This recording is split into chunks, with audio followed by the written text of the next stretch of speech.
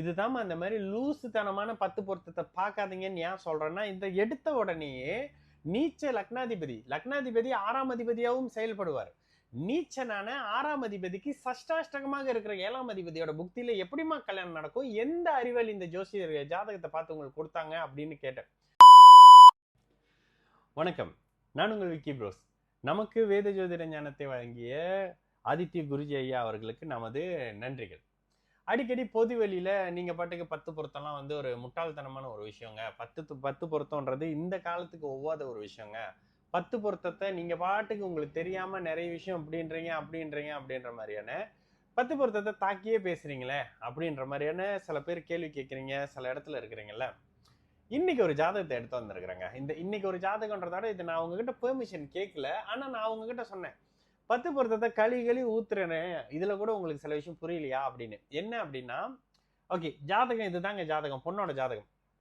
25 March 95 12:15 AM மலேசியால பிறந்த பொண்ணு. எங்க பிறந்தாங்க, எது பிறந்தாங்கன்றதெல்லாம் வேணாம். ஓகே, அந்த பொண்ணுகிட்ட ஜாதகத்தை பார்த்தோன்னா, அருமையான ஜாதகமா இருக்கே. லக்னத்துல குரு திக்பலமா இருக்கக்கூடிய, லக்னமும் லக்னாதிபதியும் குருவினுடைய பார்வையில் இருக்கக்கூடிய ராசி சூரியனும் சந்திரனும் கேந்திர அமைப்புல இருக்கிற ஒரு அட்டகாசமான ஜாதகமா இருக்கேமா அப்படின்னுட்டு அந்த லக்னத்தினுடைய குணம் அவங்க கிட்ட இருக்கா அப்படின்றத ஒரு செக் பண்ணணும்ல.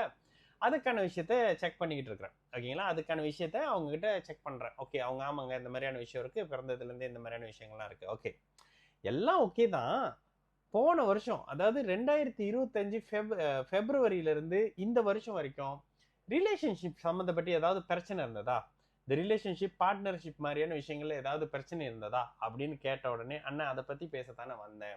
உடனே நான் சொன்னேன், உண்மையிலேயேங்க கடவுள் சாட்சியாக கேள்வி லக்னத்தை கன்ஃபார்ம் பண்ணிட்டு, 2வது கேள்வி ரிலேஷன்ஷிப் விஷயத்துல பிரச்சனை வந்ததா. அண்ணன் போன வருஷம் 11ஆம் மாசம் 2025 11ஆம் மாசத்துல ரிஜிஸ்டர் பண்ணி சப்போஸ் டு பி 2026 ஏப்ரல்ல கல்யாணம் நடந்திருக்கணும். கல்யாணம் கால் ஆஃப் ஆயிருச்சு. பளிச்சுன்னு தெரியுது, நீங்க எங்கேயும் பொருத்தங்கத்தை பார்க்க போலையான்னு கேட்டதுக்கு அழகா ஒரு விஷயத்த சொன்னாங்க. அவர் சைட்ல 3 இடத்துல பார்த்தாங்க, 10 பொருத்தம். மூணு இடத்துலயும் 10 பொருத்தம் பர்ஃபெக்டா இருந்துச்சு. எங்க வீட்டு சைடு 2 பேரும் பார்த்தாங்கன்னா, எங்க சைட்லயும் 2 சைட்லயுமே சூப்பர், கல்யாணம் பண்ணலான்னு சொன்னாங்க. இதுதான் அந்த மாதிரி லூசுத்தனமான 10 பொருத்தத்தை பார்க்காதீங்கன்னு ஏன் சொல்றேன்னா, இந்த எடுத்த உடனேயே நீச்ச லக்னாதிபதி 6ஆம் அதிபதியாகவும் செயல்படுவார். நீச்சனான 6ஆம் அதிபதிக்கு சஷ்டாஷ்டகமாக இருக்கிற 7ஆம் அதிபதியோட புக்தியில எப்படிமா கல்யாணம் நடக்கும்? எந்த அறிவியல் இந்த ஜோசியர் ஜாதகத்தை பார்த்து உங்களுக்கு கொடுத்தாங்க அப்படின்னு கேட்டேன்.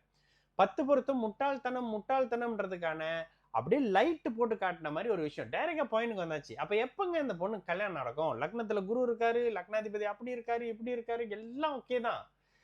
6ஆம் அதிபதி 8ஆம் அதிபதி இத சொன்னேன். ஆமா, ஒருத்தவங்க டிவோர்ஸ் அப்படின்ற ப்ராசஸ்க்குள்ள போறாங்கனாலே 6, 8 சஷ்டாஷ்டகம் மாதிரியான அமைப்புகளுக்கு அப்புறம் தாங்க போவாங்க அப்படின்னு. ஓகேங்களா, அப்ப நான் சொன்னேன், உங்க 6ஆம் அதிபதி தசை நடக்குது, 6ஆம் அதிபதி நீச்சனாக இருக்கிறார், 6ஆம் அதிபதியாக இருக்கிறார். அவருக்கு 8ல இருக்கக்கூடிய 7ஆம் அதிபதி ரிலேஷன்ஷிப் பிரச்சனை வருமானு எடுத்த உடனே இதைத்தான் கேட்டேன். இது ரொம்ப சிம்பிளான விஷயம். இதனால தான் ஜோதிடர்கள் கடவுளாக ஏன் மாறிடக்கூடாது அப்படின்னு சில பேர் கேட்கிறாங்கல்ல. கடவுளாவே மாறிடணும், கடவுளா மாறி பதில் சொன்னதோட விளைவு தான் இது. ஓகேங்களா, இங்க ஜோசியர் கடவுள்லாம் கிடையாது, ஜோசியர் மனுஷன் தான். ஜோசியர் பசிக்கும், சாப்பிடுவாரு, அவருக்கு பிசிக்கல் நீட்ஸ், சாப்பாடு, உலக தேவைகள் எல்லாம் இருக்கும். என்னைக்குமே தயவு செஞ்சு ஜோசியக்காரரு கடவுள் ஆயிட்டாருன்னா, நேற்று லைவ்ல சொல்லியிருப்பேன் பாருங்க, பின்னாடி எனக்கு ஒரு 20 கை எக்ஸ்ட்ராவா வந்துருச்சுன்னா அன்னைக்கு நான் கடவுள்.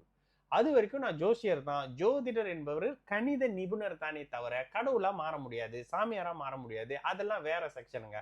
அதுக்கெல்லாம் குரு சனி கேது வரும். ஜோசியம் புதன், இதுல கேட்டகரி ரொம்ப கிளியரா தெளிவா இருக்குது. சரிங்களா, இந்த இடத்துல 10 பொருத்தம்ன்ற ஒரு விஷயத்த பார்த்து, சரி இப்ப நீங்க கேட்கலாம், 6ஆம் அதிபதி செவ்வாய்க்கு சஷ்டாஷ்டகமாக இருக்கக்கூடிய சுக்கிரன் வந்து திக்பலமா தானே இருக்கிறாரு.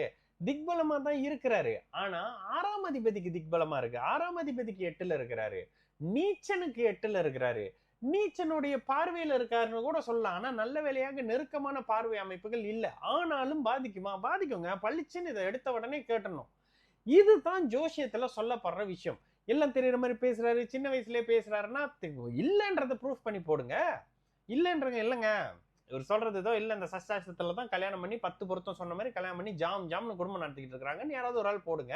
ப்ரூஃபோட போடுங்க. இதோ நான் போடுறேன்ல, என்கிட்ட வர்ற ஜாதகத்தெல்லாம் போடுறது, இப்போ பேசுறது கன்சல்டேஷனுக்கு நடுவில் அப்படியே வந்து உள்ள ஸ்டுடியோல உட்காந்துட்டு ரெக்கார்ட் பண்ணிக்கிட்டு இருக்கிறேன். இதை முடிச்சுட்டு திரும்ப போகணும்.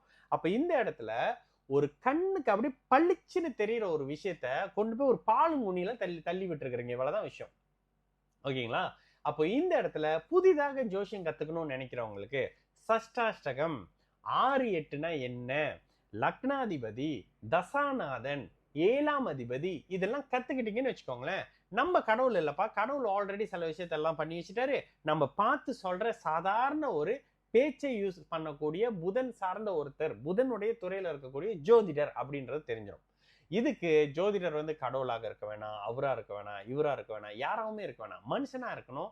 கூடவே சேர்ந்து ஜோசியம் கொஞ்சம் தெரிஞ்சிருந்தா போதும். சரிங்களா? நான் உங்கள் விக்கி ப்ரோஸ். நல்லது நடக்கும், எல்லோரும் நல்லா இருப்போம். வணக்கம்.